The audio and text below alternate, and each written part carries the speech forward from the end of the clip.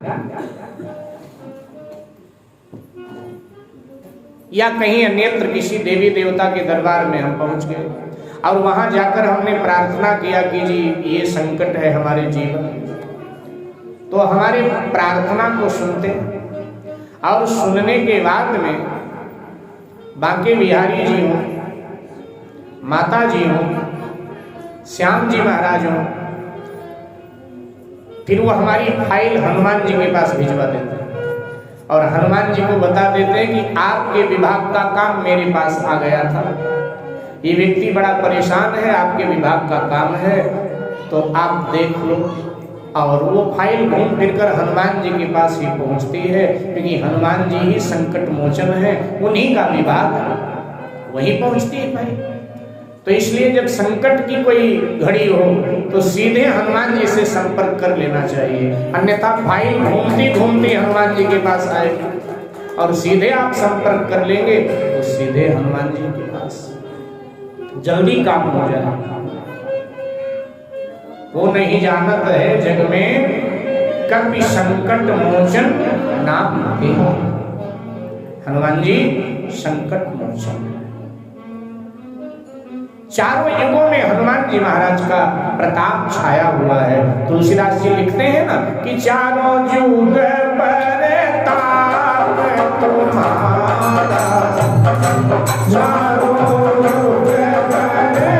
परताप तुम्हारा, है प्रसिद्ध जगत तुम्हारा, है प्रसिद्ध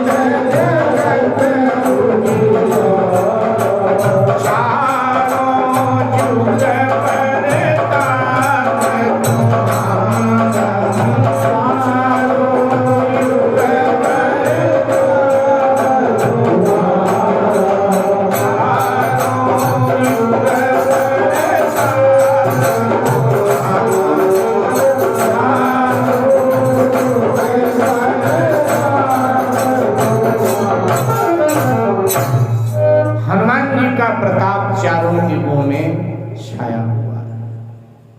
हनुमान जी सदा अपने भक्त को दोनों सुख देते हैं, इस लोक का संपूर्ण सुख और परलोक का संपूर्ण सुख देते हैं।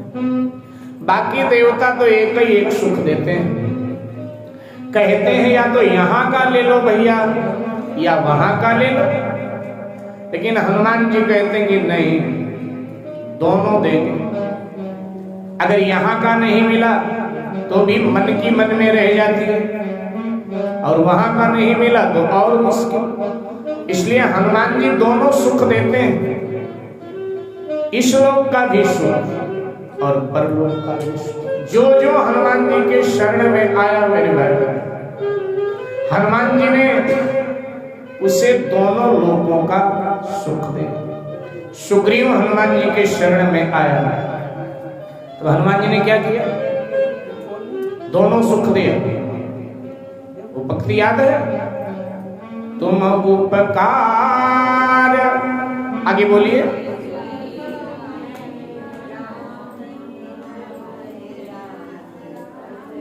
हाँ बहुत अच्छा, लेकिन थोड़ा डर डर के बोल रहे हो, दोबारा बोलो।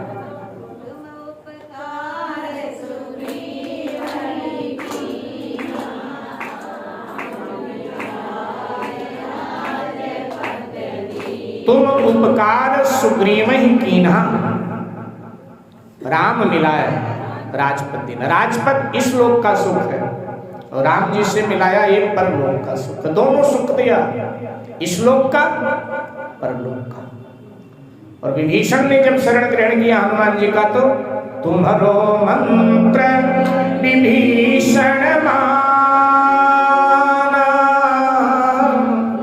लंकेश्वर भय सब जग जान। राम जी से मिलाया, फिर लंका का अचल राजपद भी हनुमान जी ने दिला, दोनों सुख दिला। अच्छा, हनुमान जी की आराधना उपासना बड़ी सहज है, बड़ी सरल। बाकी लोगों की आराधना उपासना थोड़ी मुश्किल है, लेकिन हनुमान जी की बड़ी सहज सरल। हनुमान जी को रिझाने के लिए ज्यादा कुछ चाहिए।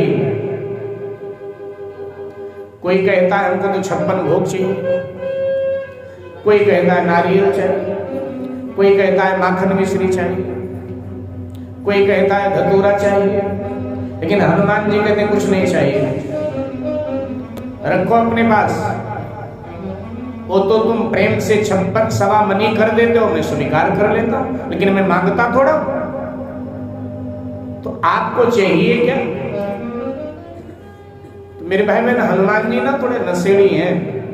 अच्छा, नशेड़ी आदमी को अगर रिझाना है, नशेड़ी आदमी से अगर काम करवाना है तो उसका नशा पूरा करा। अगर आपने नशा पूरा करा दिया तो जहां मर्जी हस्ताक्षर करवा लो, जहां मर्जी गवाही दिलवा लो, जो मर्जी काम करवा लो। जब नशे की तलब लगे उसका नशा पूरा करा। तो हनुमान जी नशेड़ी हैं, और हनुमान जी को जब नशे की तलब लगे तो उनका नशा पूरा करा दो, जो मर्जी काम करवा लो। अच्छा, हनुमान जी किस बात के नशेड़ी हैं? किस चीज का हनुमान जी को नशा है? रामचरित सुनिबे को रसिया। राम कथा सुनने के बड़े रसिक हैं। राम कथा सुनने की एक नशा हनुमान जी को, रामायण सुनने। कहते ना इस आदमी को लत लग गई, तो हनुमान जी को राम कथा सुनने का नशा। हनुमान जी कहते भैया 5 रामायण की चौपाई मुझे रोज गा के बिना नागा सुनाया कर, और जो मर्जी हमसे काम करवा लिया कर, हमें रामायण की चौपाई चाहिए। बाकी तो तू भाव से अर्पित कर देता, मैं स्वीकार कर लेता हूँ, लेकिन मैं जो चाहता हूँ वो तो रामायण की चौपाई चाहिए। ध्यान देना मेरे भाई। अगर आप अपने घर में बैठकर रामायण गाओ तो भी हनुमान जी सुनते हैं बैठकर। अब आपके दृष्टि में इतना पावरफुल लेंस नहीं पड़ा है कि आप उनको देख पाओ। हम संसारी हैं ना, सुनते। मंदिर में बैठ के गाओ, हनुमान जी सुनते। चलते फिरते आप गाते, चौपाई रामायण की गाने लगे, हनुमान जी साथ हो लेते हैं। हनुमान जी को तो रामायण की चौपाई चाहिए। ध्यान देना, हनुमान जी सब देते हैं। रोजी रोजगार की परेशानी है तो क्या करें? हनुमान जी के शरण में जाइए, हनुमान जी की सेवा पूजा कीजिए, हनुमान चालीसा का पाठ करें, सुंदरकांड का पाठ करें, और जो सेवा बन पाए हनुमान जी की सेवा करें। ध्यान देना, क्या करेंगे हनुमान जी? बोले अष्ट सिद्धि नवनिधि के दाता और असबर दीन जानकी माता।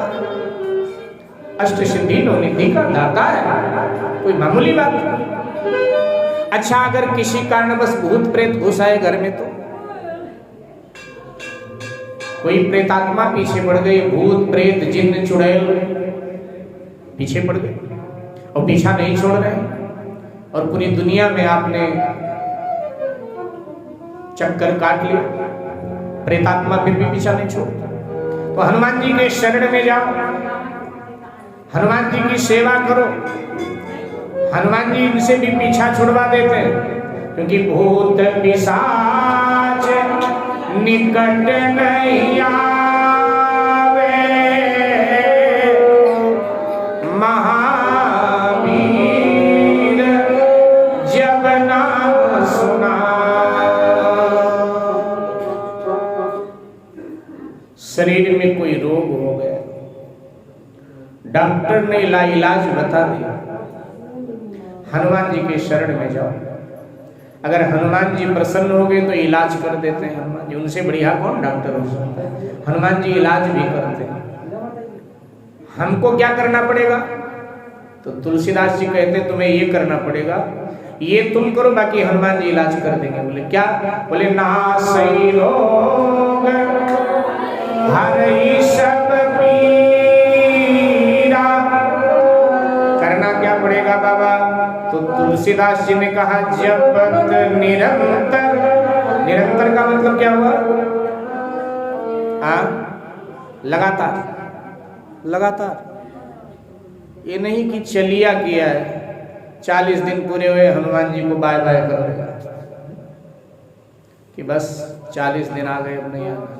जपत निरंतर हनुमत वीरा, फिर संकट ते हनुमान छुड़ावे। आगे